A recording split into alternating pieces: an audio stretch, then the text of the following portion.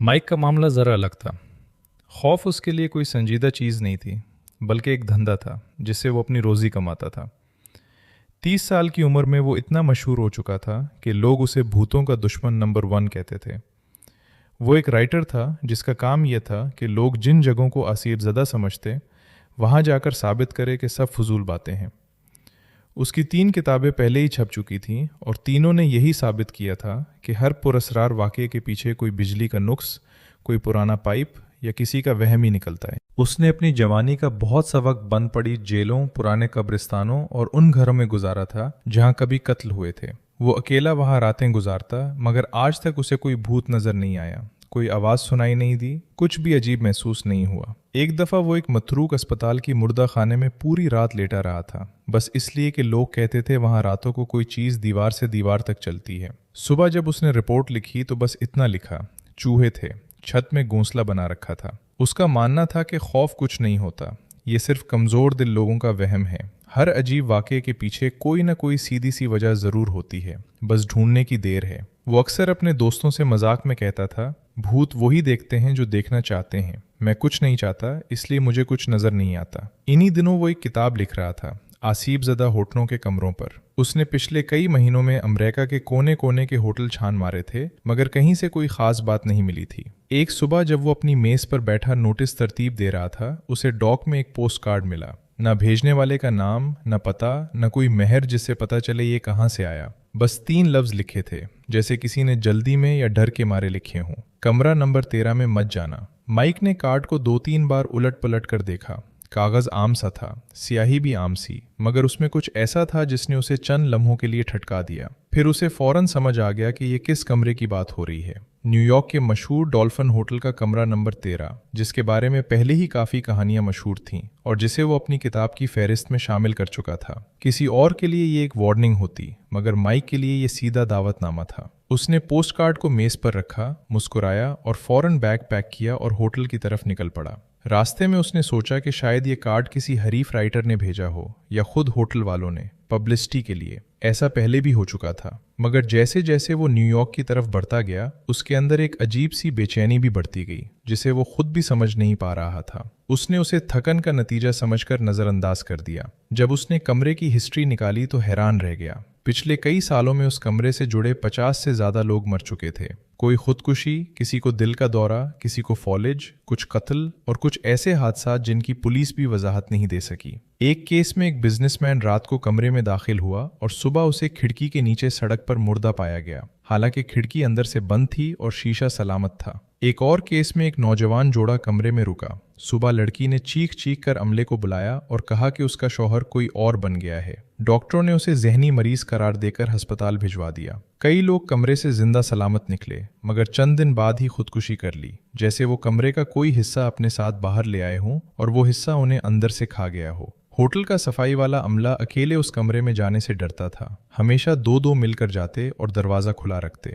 हत्ता के इलेक्ट्रिशियन और प्लम्बर भी उस कमरे का काम करने से कतराते और अगर कोई खराबी होती तो बारी बारी जल्दी जल्दी काम निपटाकर बाहर निकल आते। होटल वालों ने कभी कमरा ऑफिशियली बंद नहीं किया, बस उस डर से कि अगर पुलिस या मीडिया आ गया तो होटल की बदनामी हो जाएगी और बाकी कमरों की बुकिंग भी मुतासर होगी। इसलिए वो खामोशी से ये कमरा कभी कभार ही किराए पर देते, वो भी सिर्फ उन्हीं मेहमानों को जो खास तौर पर उसकी हिस्ट्री के बारे में पूछते। होटल का मैनेजर जेराल्ड बड़ी मुश्किल से माइक से मिलने पर राजी हुआ। पहले तो उसके सेक्रेटरी ने साफ इनकार कर दिया कि मैनेजर किसी सहाफ़ी या मुसन्निफ से नहीं मिलता, मगर जब माइक ने कहा कि वो सिर्फ कमरा किराए पर लेना चाहता है, आम मेहमान की तरह, तो मुलाकात हो गई। जेराल्ड का रंग उड़ा हुआ था और उसके हाथ मेज पर पड़े कागजों को बिला वजह सीधा करते रहे। मिस्टर माइक, आप जो चीज़ ढूंढ रहे हैं वो आम भूत प्रीत वाली बात नहीं, उसने दबी आवाज में कहा। आम आसीब ज़दा जगहों पे किसी मरे हुए शख्स की रूह होती है, वो अपने माजी में फंसी होती है बस। लेकिन कमरा नंबर 13 ऐसा नहीं है, वो कमरा खुद ही जिंदा है। माइक ने मुस्कुराकर पूछा, जिंदा है मतलब कोई रूह उसमें रहती है? जेराल्ड ने सर हिलाया, मगर बात मुकम्मल नहीं की। नहीं, कोई रूह नहीं, कमरा खुद। समझना मुश्किल है जब तक आप खुद अंदर न जाएं, और मैं आपको मशवरा दूंगा कि ना जाएं। जेराल्ड ने कहा कि वो खुद कभी इस कमरे में 2 मिनट से ज्यादा नहीं रुका, मगर दरवाजे के बाहर खड़े होकर ही उसे ऐसी चीजें नजर आ चुकी थीं जो वो बयान नहीं कर सकता। उसने ये भी बताया कि एक बार रात को गश्त करते हुए उसने दरवाजे के नीचे से रोशनी झिलमिलाती देखी थी। हालांकि कमरा उस दिन खाली था और बिजली का मेन स्विच बंद था। आखिर में उसने दराज से एक महंगी शराब की बोतल निकालकर माइक को दी, उस उम्मीद पे कि शायद वो अपना इरादा बदल दे। माइक ने मुस्कुराकर मना कर दिया, शराब तो मैं खुद भी खरीद सकता हूँ जेराल्ड, बस मुझे चाबी दे दो। जेराल्ड कुछ देर खामोश बैठा रहा, फिर दराज से चाबी निकाली और उसे मेज पर रख दिया, जैसे छूने से डर रहा हो। ठीक है, मगर अगर रात को कुछ भी महसूस हो, बुरा लगे, अजीब लगे, निकल आना, कोई सवाल नहीं पूछूंगा। जैसे ही माइक ने दरवाजा खोलकर अंदर कदम रखा, उसे मायूसी हुई। कमरा बिल्कुल आम सा था, साफ सुथरा बेड, दीवारों पर मामूली सी पेंटिंग्स, एक बड़ी खिड़की जिससे शहर नजर आता था, अच्छा फर्नीचर और नॉर्मल सा बाथरूम। एक लम्हे के लिए उसे लगा कि शायद ये सब मजाक था या फिर होटल वालों ने अपने कारोबार के लिए कहानियां घड़ी थीं। उसने कमरे का एक चक्कर लगाया, अलमारी खोलकर देखी, बाथरूम का नल का चेक किया, सब कुछ नॉर्मल। फिर उसने जेब से टेप रिकॉर्डर निकाला और बोलना शुरू किया। शाम के 7 बज रहे हैं। मैं डॉल्फिन होटल के मशहूर कमरा नंबर 13 में मौजूद हूँ। यहाँ कुछ भी अजीब नहीं है, न कोई इंसानी हड्डियां पड़ी हैं, न कोई भूत, सब कुछ बिल्कुल नॉर्मल है। मगर जैसे ही उसने ये जुमला खत्म किया, कमरे की फजा में कुछ अजीब सा बदलाव महसूस हुआ। ये ऐसा था जैसे किसी ने कमरे का दरवाजा बंद करके बाहर की दुनिया से उसे मुकम्मल तौर पर काट दिया हो, हालांकि दरवाजा पहले से ही बंद था। चंद मिनटों में ही माइक को एक अजीब सी बेचैनी होने लगी। कोई खास बात नहीं थी, मगर कुछ था जो ठीक नहीं लग रहा था। दीवारों के कोने, छत की ऊंचाई, सब कुछ अजीब लग रहा था, जैसे कमरे के नाप किसी ने थोड़ा सा बदल लिए हों। उसे पहली बार अपने जहन पर यकीन करना मुश्किल लगा। उसने घड़ी देखी, बस चंद मिनट ही गुजरे थे, मगर उसे लगा जैसे घंटे गुजर गए हों। उसने खुद को समझाया कि सफ़र की थकन है, दिमाग थका हुआ है, बस इतनी सी बात है। अभी वो खुद को संभाल ही रहा था कि कमरे में एक अजीब सी खामोशी छा गई और दीवारों का रंग बदलने लगा। ऐसा लगा जैसे कमरे की रोशनी खुद अपना रंग बदल रही हो, पीले से हल्के सुरमई की तरफ। उसकी नज़र दीवार पर लगी पेंटिंग्स पर पड़ी। जब वो अंदर आया था तो ये न्यूयॉर्क की सादा सी गलियों की तस्वीरें थीं। अब वो देखकर कांप गया। उनमें मौजूद लोगों के चेहरे बदल रहे थे। आंखें घूमकर उसे देखने लगीं।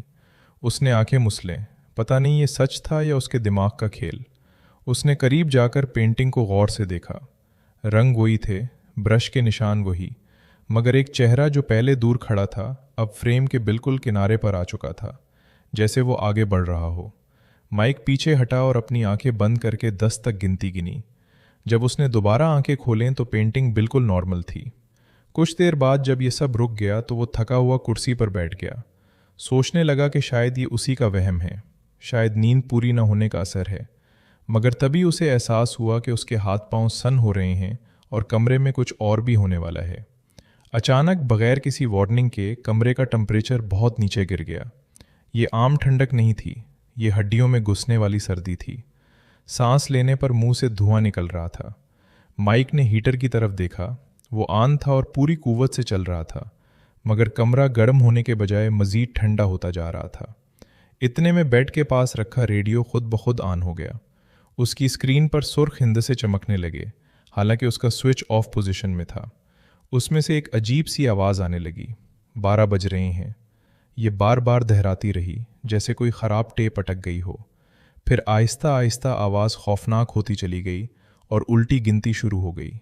9, 8, 7। माइक ने जल्दी से बटन दबाया, मगर रेडियो बंद न हुआ। उसने प्लग ही निकाल दिया, फिर भी आवाज़ आती रही, जैसे उसकी अपनी मर्जी हो। उसने रेडियो को उठाकर दीवार पर दे मारने का सोचा, मगर खौफ से उसके हाथ इतने कांप रहे थे कि वो कुछ न कर सका।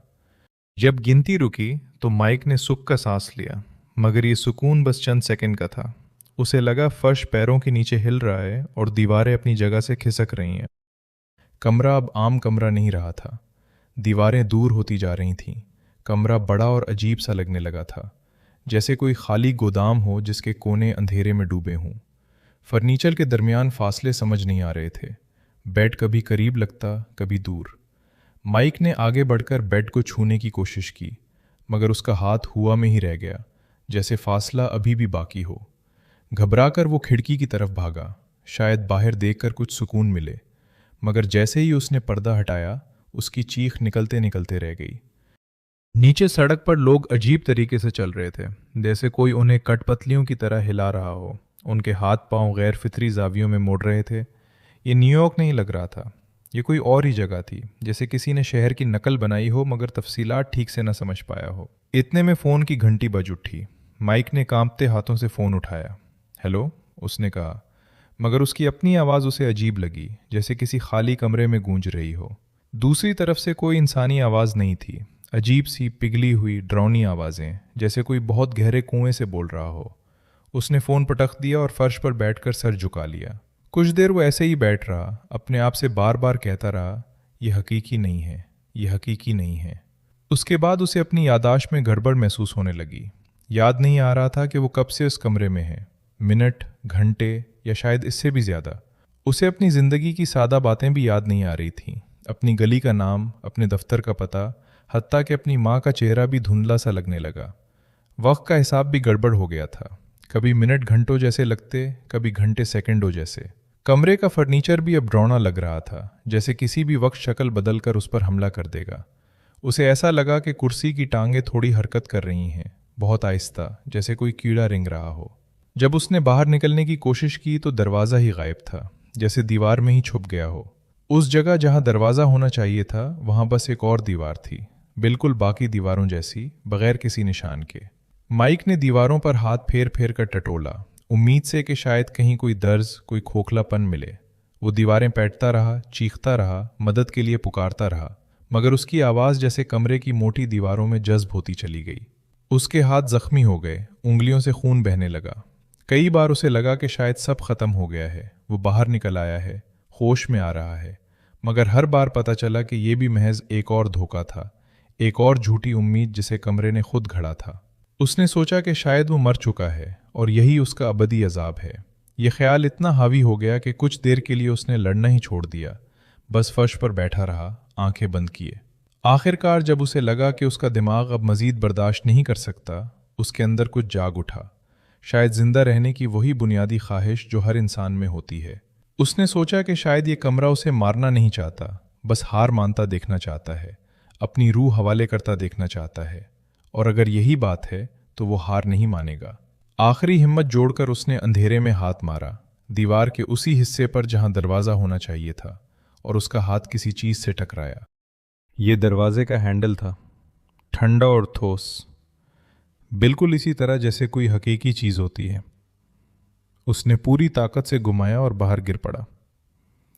बाहर की राहदारी बिल्कुल नॉर्मल थी, पीली रोशनी, नरम कालीन, जैसे अंदर कुछ हुआ ही नहीं था। उसने पीछे मुड़कर देखा, दरवाज़ा अब भी वहीं था, बंद, खामोश, बेज़रर सा नजर आता हुआ। माइक उस रात बच गया, मगर वो पहले जैसा इंसान नहीं रहा। भूतों पर यकीन ना करने वाला वो सख्त जान बंदा अब ख़त्म हो चुका था। अगली सुबह ज़ैरल ने उसे राहदारी में देखा तो उसके चेहरे का रंग देखकर कुछ नहीं पूछा, बस इतना कहा, मैंने कहा था। माइक ने कोई जवाब नहीं दिया, बस अपना सामान उठाया और वापस चला गया। चंद हफ्तों बाद अपने अपार्टमेंट की तन्हाई में उसने हिम्मत करके वो टेप चलाई जो वो अपने साथ कमरे में ले गया था। कई दिन वो उस टेप को छूने से भी डरता रहा था। वो अलमारी के सबसे नीचे वाले खाने में पड़ी रही। आखिर एक रात जब नींद नहीं आ रही थी, उसने प्लेयर में टेप डाली और बटन दबा दिया। शुरू में उसकी अपनी आवाज़ आई, वही तंजिया लहजा, वही एतमाद, मगर फिर टेप में वो आवाज़ें भी रिकॉर्ड थीं जो उस रात कमरे में गूंजी थीं। रेडियो की उल्टी गिनती, फ़ोन की वो पिघली हुई आवाज़ें, दीवारों के पीटे जाने की आवाज़। उनमें एक आवाज़ बिल्कुल वाज़े उसके मरहूम बाप की थी, जो कई साल पहले फौत हो चुका था। वो आवाज़ आहिस्ता आहिस्ता उसका नाम ले रही थी, इसी तरह जैसे वो बचपन में उसे रात को सोने के लिए पुकारा करते थे। माइक ने टेप बंद कर दी और कमरे में अंधेरे में बैठा रहा, अपने गालों पर बहते आंसुओं को महसूस करता हुआ। उस रात के बाद माइक बदल गया। अब उसे किसी साइंसी सबूत की ज़रूरत नहीं थी। वो खुद जान चुका था कि इस दुनिया में कुछ ऐसा ज़रूर है जिसे साइंस और अकल कभी नहीं समझा सकते। उसने अपनी किताब का वो बाब कभी नहीं लिखा जो कमरा नंबर 13 पर होना था, और जब पब्लिशर ने पूछा क्यों, तो उसने सिर्फ इतना कहा कि कुछ चीज़ें लिखने के लिए नहीं होती। अब वो अंधेरे कमरों में अकेला बैठने से डरता था और रेडियो की आवाज़ सुनकर उसके हाथ कांप जाते। कभी कभी रात को जब घर बिल्कुल खामोश होता, उसे लगता जैसे कोई दूर से उसका नाम ले रहा हो, बहुत धीमी आवाज़ में। यही उसकी नई जिंदगी की हकीकत बन चुकी थी और उसे मालूम था कि अब ये कभी नहीं बदलेगी।